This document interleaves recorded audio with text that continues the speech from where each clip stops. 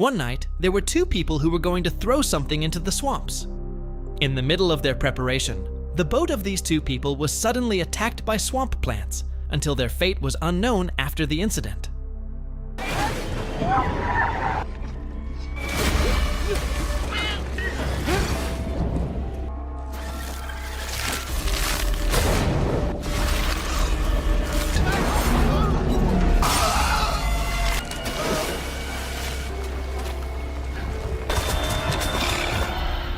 After that, the series introduces its main character named Abby Arcane. She is an infectious disease specialist who is currently handling a dengue outbreak in the Congo. Then, in the middle of her busy schedule, Abby decides to return to her hometown called Moraes because she received bad news. Upon arrival, Abby was informed by the local hospital that the small town was experiencing a mysterious disease outbreak nicknamed the Green Flu. Because they did not have an infectious disease specialist, the hospital finally invited Abby to help handle the outbreak until it ended. Abby then examined Susie Coyle, a little girl who became one of the Green Flu patients. While searching for a cure, Abby went to Susie's house to look for her father, who had gone missing. There, Abby met a policeman named Matt Cable, who had once been her good friend during high school. After that, Abby and Matt examined Susie's house to look for clues about the disappearance of Eddie Coyle, Susie's father. When they entered, they accidentally met a scientist named Alec Holland, who was investigating the origins of the Green Flu outbreak. Holland then told Abby that Eddie she was looking for was in the bathroom. Abby was very shocked when she saw Eddie dead in an unnatural condition because his body was covered with swamp plants. Eddie turned out to be one of the people who had previously been attacked by swamp plants at the beginning of the story. To find clarity, Abby finally followed Holland's suggestion to go to his laboratory located in the town. During their journey, we learned that part of the town was surrounded by swamps, so the residents there usually used motorboats as transportation. When they arrived at their destination, Holland invited Abby to see his research on the swamp river in the town. There, Holland showed a sample of river water containing a chemical compound called mutagen. Holland finally showed that plants exposed to mutagen could grow rapidly and wildly. Holland then burned these plants to restore their size to normal. After that, Holland accompanied Abby while performing an autopsy on Eddie's body. At this moment, Holland tried to drop mutagen onto a sample of swamp plants taken from Eddie's body. As a result, the swamp plants in Eddie's body immediately grew rapidly and uncontrollably until they attacked Abby.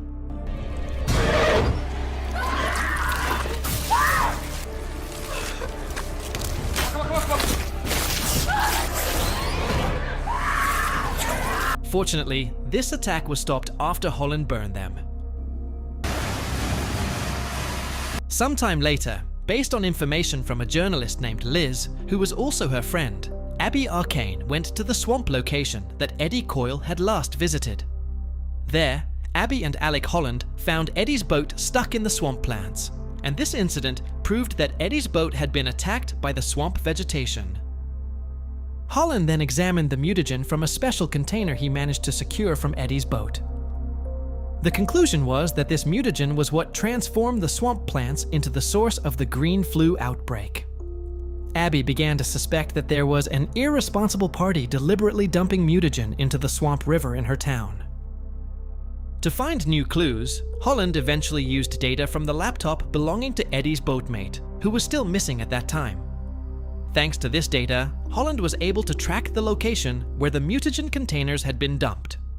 While on his way to secure the remaining mutagen containers, Holland was attacked by an unknown person and ended up in critical condition. As he lost consciousness, Holland's body was finally carried away by the swamp plants.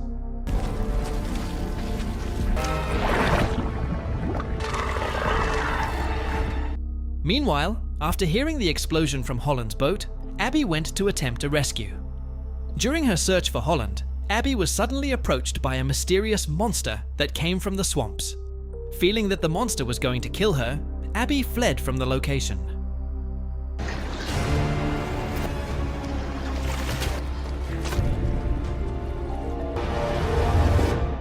Shortly after, the swamp monster hid as soon as it saw the police arriving to save Abby. For some reason, the swamp monster was now able to connect with the mind and body of Susie Coyle, one of the green flu patients treated by Abby.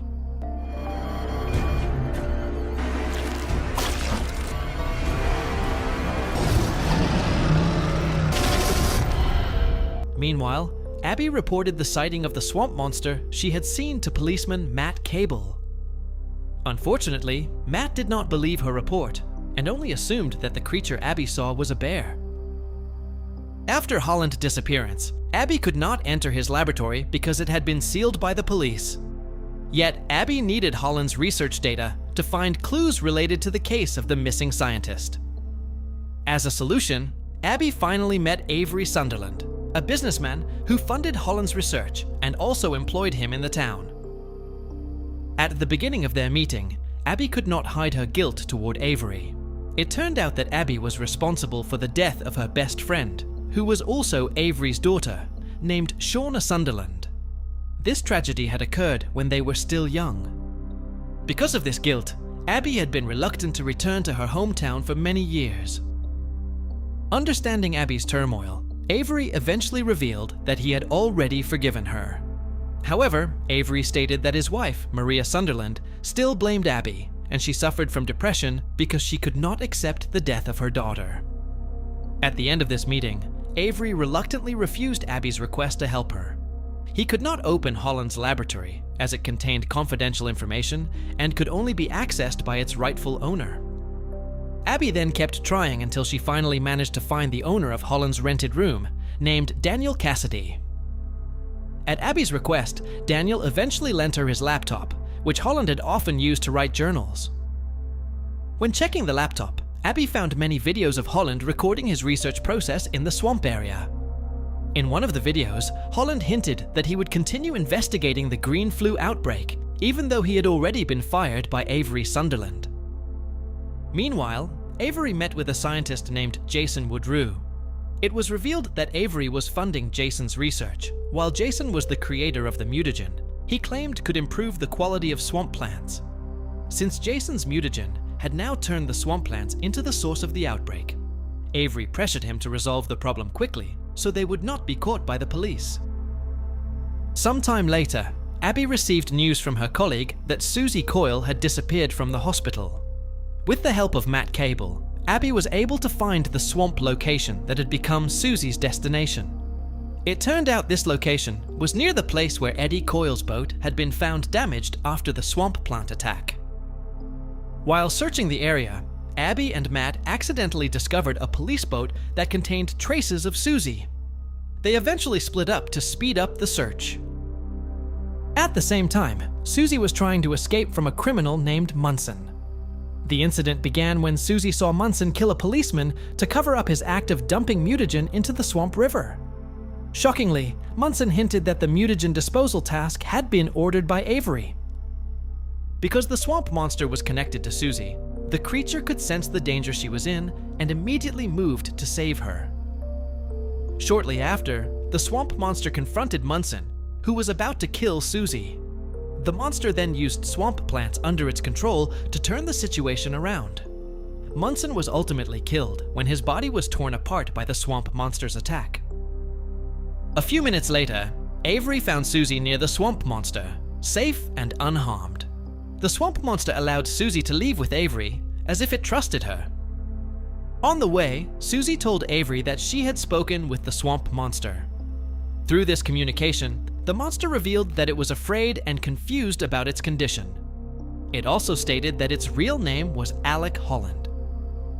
Avery was immediately shocked and wondered if the Holland he knew, who was still missing, had now transformed into the swamp monster. Afterward, we were shown an important event inside the swamp monster's mind. Here, Munson, the criminal previously killed by the swamp monster, met Holland, who mysteriously appeared in normal condition. Munson condemned Holland for being the one who killed him.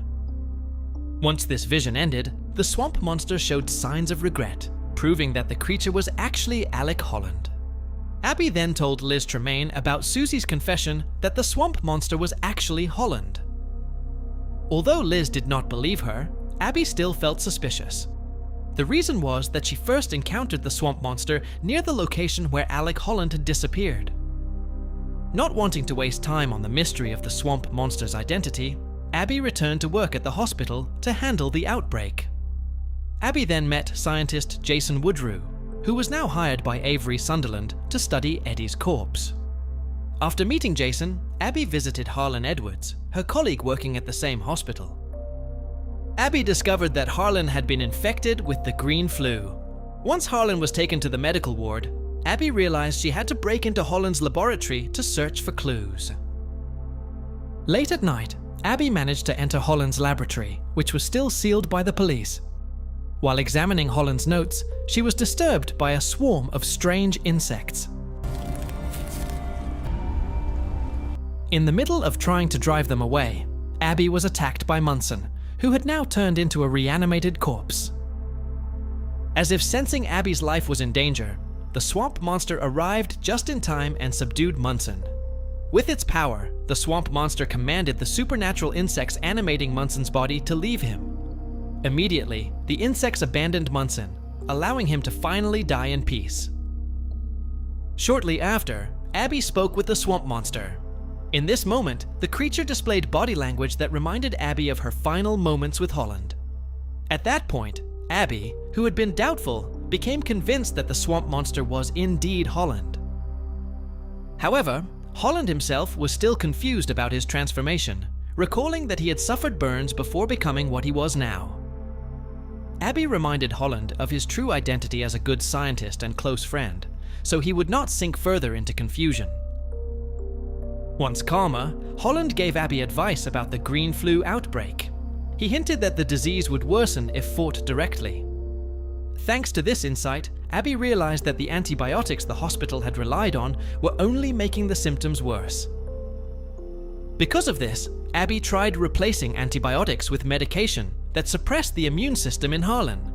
As a result, Harlan, who had previously been unconscious, finally regained consciousness. Seeing Harlan's positive progress, Abby instructed the doctors to use the same treatment for all outbreak patients. Later that night, Matt Cable congratulated Abby for making significant progress in handling the outbreak. Having had a crush on Abby since high school, Matt invited her to dance to celebrate the success.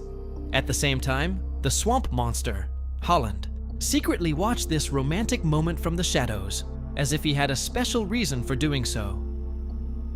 Sometime later, Abby met Holland again in the thick fog covering the swamp. In this moment, Abby promised to help Holland by solving the mystery of why he had transformed into the swamp monster. Recognizing Abby's good intentions, Holland agreed to give her a piece of plant matter from his body to be used as a research sample. After that, Abby used the hospital laboratory to study the plant sample from Holland's body, hoping she could find clarity about his transformation. At first, Abby kept the research secret when Jason Woodrue entered the lab. However, after Jason provided useful information, Abby became more open, though she did not reveal that the plant sample came from Holland's body. Abby eventually allowed Jason to assist her in the research, on the condition that he keep all findings secret from anyone except her. Meanwhile, a young man named Todd accompanied his friend in cutting down trees in the forest near the swamp. During the logging process, Todd was suddenly struck by a corpse that fell from a tree. While trying to move the decayed body, Todd's hand was scraped by its teeth, leaving him injured. The next day, Todd worked as a dishwasher at the bar owned by Liz Tremaine's father, Delroy Tremaine. During his shift, Todd experienced hallucinations in which his hand was wrapped by a snake. As a result of the hallucination, Todd endangered himself, but Liz and Delroy managed to stop him and gave him first aid. Afterward, Abby came to Delroy's bar to get information from Liz about Todd's incident. While Abby and Liz were discussing, Delroy suddenly suffered hallucinations, grabbed his gun, and prepared to shoot anyone nearby. Realizing the danger, police officer Lucilia Cable, who was also Matt's mother, arrived to stop Delroy. With the help of Abby and Liz, Lucilia managed to calm him down. However, Lucilia's neck was injured by Delroy's scratch during the struggle. Over time, the green flu outbreak in Abby's town began to subside. To celebrate, Avery Sunderland held a large party that invited many residents. When Lucilia attended to oversee the event, she experienced hallucinations in which her son Matt was fatally injured by Delroy, and she herself was attacked by another guest. Meanwhile, Abby discussed with Liz the decayed corpse previously found by Todd. Through her investigation as a journalist, Liz discovered that the corpse had committed suicide in the swamp forest to prevent spreading the virus that had infected him. It turned out the body had been rotting for years in that swamp. On the other hand, Abby realized the virus could spread through blood. She concluded this after Holland had earlier explained that the corpse virus could transfer hosts via blood. Armed with this knowledge, Abby rushed to Avery's party to save Lucilia, who was preparing to shoot under the influence of her hallucinations. At that moment, Daniel Cassidy arrived and managed to calm Lucilia. However, Abby's hand was scratched by Lucilia during the attempt to stop her. Not wanting the virus to spread to others, Abby went alone into the swamp forest to seek Holland's help. While searching for him, Abby panicked as she suffered hallucinations of a terrifying villain who had haunted her childhood nightmares. In the middle of this situation, Holland finally arrived and held Abby closely. From there, Holland managed to absorb the virus that had previously infected Abby's body, allowing her to calm down. Holland then used his power to return the virus to the decayed corpse and buried it so the same incident would not happen again. To repay Holland's kindness, Abby promised that she would not give up on uncovering the mystery of his transformation, so Holland would not remain confused about his current condition. On the other hand, Holland admitted that this change allowed him to communicate with plants, giving him knowledge beyond human understanding. Time went on until Jason Woodrue grew suspicious. He suspected that Abby's plant research samples were connected to Holland. To cover up the truth, Abby lied and tried to change the subject. However, Jason was not easily convinced, so he eventually broke into Holland's abandoned laboratory. While investigating, Jason accidentally saw large footprints and discovered a small plant. Meanwhile, Holland had recently been communicating with a supernatural swamp entity that took human form. Through this contact, Holland learned that he had the ability to clearly see past events by connecting with plants that had witnessed them.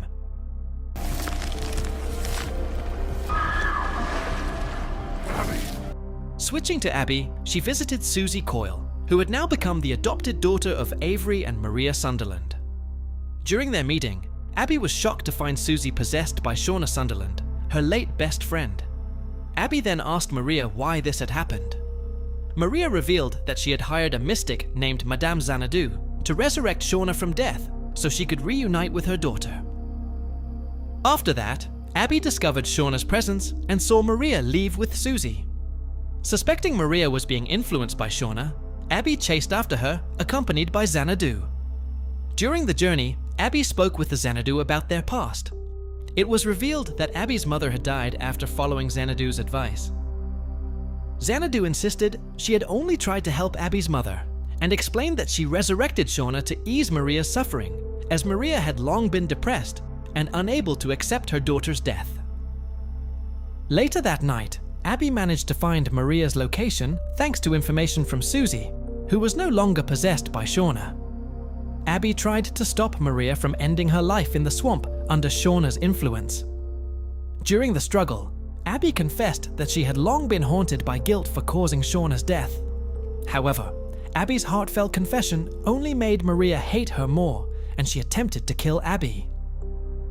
After Abby escaped, Maria was dragged into the swamp by Shauna. As Abby panicked, Holland arrived just in time and saved Maria.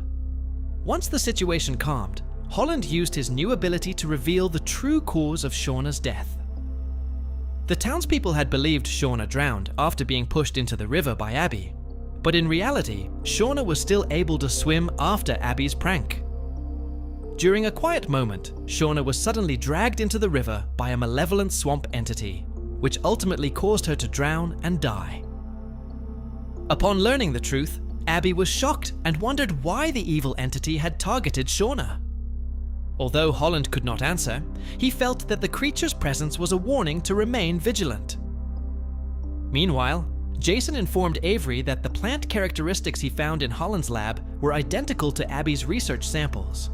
Jason also believed the plant originated from the swamp monster, given that it was found near large footprints. Realizing this, Avery agreed to Jason's request to hire skilled hunters so they could capture the monster for research purposes. And thus a Swamp Thing episodes 1 to 5 came to an end. Thank you for watching. If you enjoyed the video, don't forget to hit like and subscribe so you won't miss the next epic story. See you in the next video.